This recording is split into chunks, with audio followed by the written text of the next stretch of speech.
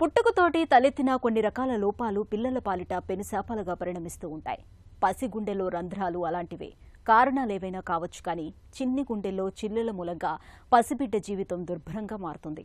తల్లిదండ్రులకు కూడా తీరని శోకం మిగులుతూ ఉంటుంది. గుండె గదుల్లో సాధారణంగా పై గదుల మధ్య కింది గదుల మధ్య రంధ్రాలు ఏర్పడుతూ ఉంటాయి. ఎక్కువ మంది పిల్లల్లో గుండె కింది గదుల మధ్య రంధ్రాలు కనిపిస్తూ ఉంటాయి. వీటిని వెంట్రికులర్ సెప్టల్ డిఫెక్ట్స్ అని వాడుకలో VSD అని పిలుస్తారు. పసిగుండెలో కింది గదుల మధ్య రంధ్రాలతో తలెత్తే సమస్యలు, వాటికి చికిత్స మార్గాల గురించి ఇప్పుడు తెలుసుకుందాం.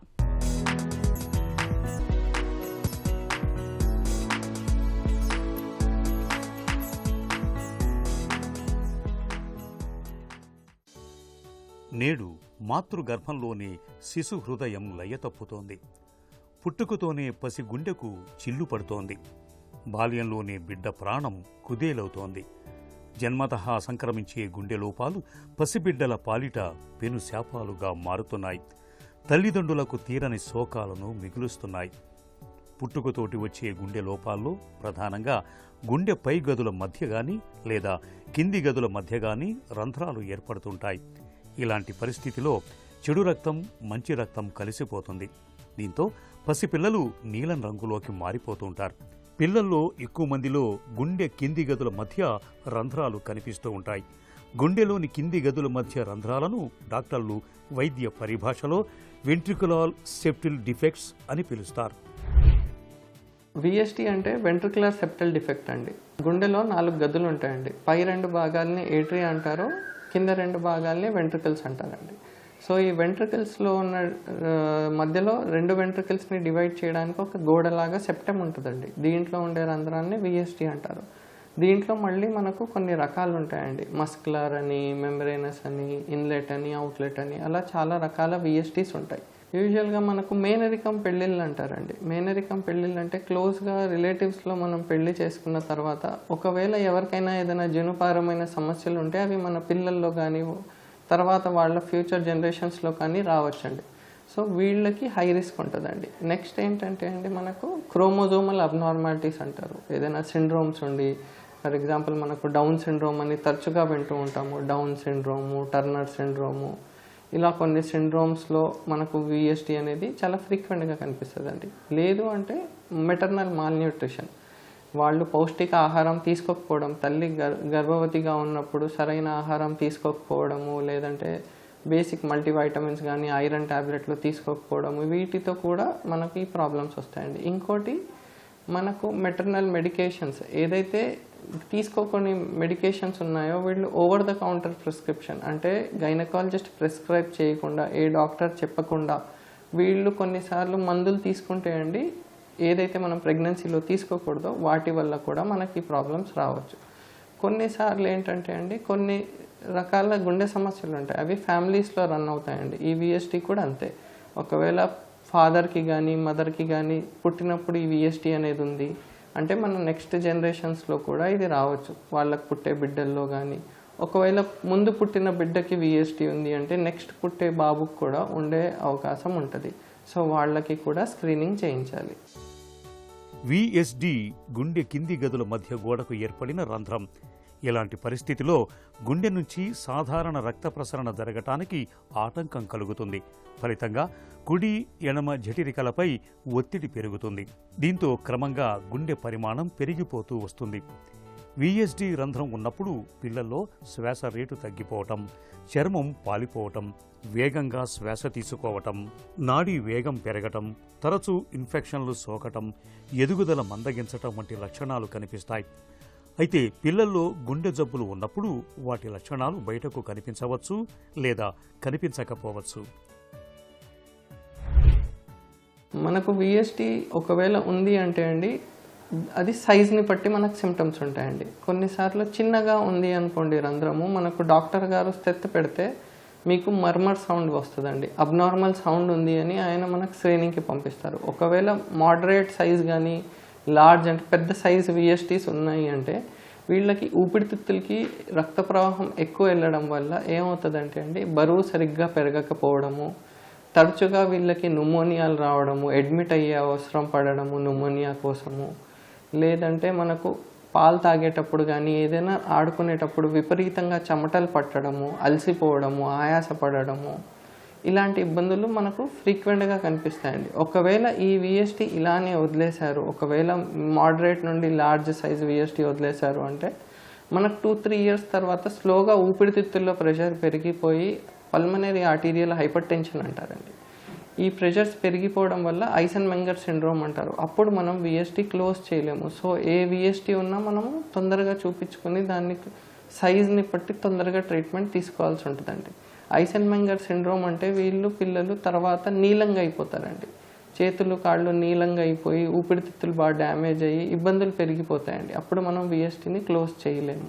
VST ఒకవేళ మనకు లార్జ్ VST కానీ మోడరేట్ సైజ్డ్ VST ఉందంటే ప్రమాదకరం అండి. ఎందుకంటే వీటి వల్ల మనకి ఇబ్బందులు ఏమొస్తాయంటే అండి, ఫ్రీక్వెంట్గా ఈ న్యూమోనియాస్ వస్తాయన్నాను కదండి. ఈ న్యూమోనియాస్ వల్ల నార్మల్ పిల్లలకే మనకు 5 to 7 days టైం పడుతుందండి న్యూమోనియా నుండి కోలుకోవడానికి.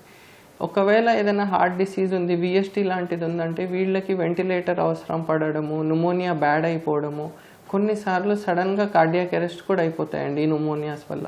సో ఒకవేళ ఫ్రీక్వెంట్ ఇన్ఫెక్షన్స్ వస్తున్నాయంటే ఆ VSTని మనము తొందరగా ట్రీట్మెంట్ తీసుకోవాలండి. సో ఒకవేళ ఈ టైంలో కూడా మిస్ అయ్యారు, న్యూమోనియాస్ వచ్చినా వీళ్ళు చూపించుకోలేదు, లేదంటే ట్రీట్మెంట్ అవ్వలేదు అంటే ఇది Eisenmenger syndrome, pulmonary arterial hypertension, ఈ ఇబ్బందులు రావచ్చండి. లేదా హార్ట్ ఫెయిల్యూర్, గుండె వీక్గా అయిపోవడము, వీళ్ళు అసలు బరువు పెరగరు, ఫెయిల్యూర్ టు థ్రైవ్, ఈ ఇబ్బందులు ఉంటాయండి వీళ్ళలో. ఫస్ట్ మనం డౌట్ వచ్చేది ఏంటంటే అండి, ఒకవేళ బరువు పెరగట్లేదు బాబుకి, లేదా ఏదైనా అబ్నార్మల్ సౌండ్ వస్తుంది స్టెత్ పెడితే, లేదంటే పాలు తాగేటప్పుడు అలసిపోతున్నారు అంటున్నారు, ఇవన్నీ మనకు ఫస్ట్ డౌట్ రైజ్ చేస్తాయండి బాబుకి గుండెలో ఏదైనా రంధ్రం ఉన్నట్టు, బరువు పెరగకపోవడం. సో వీటితో ఫస్ట్ మనం స్క్రీనింగ్, చెస్ట్ ఎక్స్రే చేస్తే హార్ట్ సైజ్ పెద్దగా ఉండడము, ఈసీజీలో పలు రకాల చేంజెస్ ఉండడము, నెక్స్ట్ 2Dకో చేస్తే మనకు VST సైజ్ ఎంత ఉంది, అది ఎటువైపు ఉంది, ఏ టైప్ ఆఫ్ VST, దాని ట్రీట్మెంట్ ప్లాన్ అన్నీ మనకు 2Dకో ద్వారా కన్ఫర్మ్ చేసుకోగలుగుతామండి. దాంతోపాటు కొన్నిసార్లు రంధ్రాలు ఒక్కటే కాదండి, దీంతోపాటు దాని చుట్టుపక్కల ఉన్న కవాటాలు, లేదంటే రక్తనాళాలు చిన్నగా ఉండడము, లేకపోతే కవాటం లీకేజ్, ఇలాంటి అడిషనల్ ప్రాబ్లమ్స్ కూడా ఉండొచ్చండి. అలాంటివి ఉంటే మనం తొందరగా సర్జరీకి పుష్ చేస్తామండి. పిల్లల్లో 4-5 ఏళ్లు వయసు వచ్చేసరికల్లా గుండె కింది గదుల మధ్య ఏర్పడిన VSD రంధ్రాలు చాలా వరకు వాటంతట అవే మూసుకొని పోతుంటాయి, లేదా రంధ్రాలు గుండెకు ఏమాత్రం హాని కలిగించని విధంగా చిన్నగా మారిపోతాయి. VSD రంధ్రాలు మరీ పెద్దగా ఉన్నప్పుడు మాత్రమే సర్జరీ దాకా వెళ్లాల్సి ఉంటుంది. ముందుగా పల్మనరీ ఆర్టరీ బ్యాండింగ్ అనే చికిత్స సాయంతో రక్త ప్రసరణపై ఒత్తిడిని తగ్గిస్తారు. పిల్లలు పెద్దయిన తర్వాత బాండింగ్ను తొలగించి VSDCని ఓపెన్ హార్ట్ సర్జరీ సాయంతో మూసివేస్తారు. మనకు ట్రీట్మెంట్ ఆప్షన్స్ ఫస్ట్ మనం సైజ్ ఎంత ఉంది, VST ఏజ్ ఏంటి, మనకు సిమ్టమ్స్ ఏంటి, దీన్ని బట్టి మనం ట్రీట్మెంట్ ఆప్షన్స్ డిసైడ్ చేస్తామండి. ఒకవేళ పెద్ద సైజు రంధ్రం ఉంది, అసలు బరువు పెరగట్లేదు, అసలు విపరీతంగా న్యూమోనియాలు వస్తున్నాయంటే మనం ఎంత తొందరగా అయితే అంత తొందరగా ఆపరేషన్ చేయాలండి VSTకి. ఒకవేళ మనకు మందుల ద్వారా కొద్దిగా గుండె మీద ఒత్తిడి తగ్గి బరువు పెరుగుతున్నాడంటే 6 నెలల లోపల మనం ఆపరేషన్ చేస్తామండి. ఒకవేళ ఇది దీంతో పాటు చుట్టుపక్కల ఉన్న కవాటాలు లీకేజ్ అవి ఉన్నా మనం వెంటనే ఆపరేషన్ చేయించాలండి. చిన్న సైజు VSTs ఉన్నాయంటే దానికోసం మనం వెయిట్ చేసి ఫాలోఅప్స్ చేసుకుంటూ, ఒకవేళ బాగానే ఉంటుంది, ఏ ఇబ్బంది లేదంటే మనం రెగ్యులర్ చెకప్ చేసుకుంటూ డెంటల్ చెకప్లు చేయించుకుంటూ ఉండాలండి. ఎందుకంటే పళ్ళల్లో ఏదైనా ఇన్ఫెక్షన్ వస్తే అది మన గుండె వరకు పాకే సమస్య ఉంటుంది, ఇన్ఫెక్టివ్ ఎండోకార్డైటిస్ అంటారు. ఇది మనకు చాలా డేంజరస్ కాంప్లికేషన్ అండి. అదొకటి రాకుండా వీళ్ళు ఫ్రీక్వెంట్ డెంటల్ చెకప్స్ చేయించుకుంటూ ఉండాలి. ఈ చిన్న సైజు రంధ్రాలు ఉంటాయి, కొన్నిసార్లు మనం అది VSTని డివైస్ క్లోజర్ చేసేయచ్చండి, స్మాల్ కానీ మీడియం సైజు ఉంటాయి. మనము చిన్నప్పుడే less-than-1 year లోపల లార్జ్ VSTs క్లోజ్ చేసామంటే వీళ్ళు యూజువల్గా బాగుంటారండి, ఎటువంటి ఇబ్బంది ఉండదు. కానీ ఫ్రీక్వెంట్ చెకప్స్కి చూసుకుంటూ ఉండాలి. ఎందుకంటే కొన్నిసార్లు దాని చుట్టుపక్కల కవాటాల లీకేజ్ ఇట్లాంటివి ఉండొచ్చండి. అవేమీ లేవు అంటే మనం జస్ట్ రొటీన్ చెకప్స్ చేసుకుంటే సరిపోతుందండి. లైఫ్ స్టైల్ బాగుంటుంది, లైఫ్ ఎక్స్పెక్టెన్సీ బాగుంటుంది, వేరే పిల్లలతో సరి సమానంగా ఎదుగుతారు, నార్మల్ ఉంటారు, ఏ ఇబ్బంది ఉండదు. సో ఒకవేళ మనం డివైస్ చేసి రంధ్రాన్ని మూసాము అంటే ఫస్ట్ 6 months వరకు ఆస్పిరిన్ అనే ఒక టాబ్లెట్ ఇస్తాం, అది ఖచ్చితంగా వేసుకోవాలండి. దాని తర్వాత ఎటువంటి మందులు అవసరం ఉండవు. జస్ట్ రొటీన్గా మన దగ్గర చెకప్లకి సంవత్సరానికి 2 సంవత్సరాలకు ఒకసారి వస్తే సరిపోతుందండి. పసిబిడ్డల పాలిట ప్రాణాంతకంగా పరిణమిస్తోన్న గుండెలో లోపాలని నివారించటం అన్నది చాలా వరకు మన చేతుల్లోనే ఉంది. పిల్లల్లో గుండె జబ్బుల్ని నివారించటానికి మేనరికపు వివాహాలకు దూరంగా ఉండాలి. గర్భిణీలు రూబెల్లా టీకాను తప్పనిసరిగా తీసుకోవాలి. గర్భిణీ దశలో తప్పనిసరిగా ఫీటల్ ఎకో చేయించుకోవాలి. పిల్లల్లో గొంతు ఇన్ఫెక్షన్లకు సకాలంలో చికిత్స ఇప్పించాలి. రుమాటిక్ ఫీవర్ వచ్చినప్పుడు సత్వరమే చికిత్సను ఇప్పించాలి. ఈ జాగ్రత్తలు పిల్లల్లో గుండె జబ్బుల్ని చాలా వరకు నివారిస్తాయి.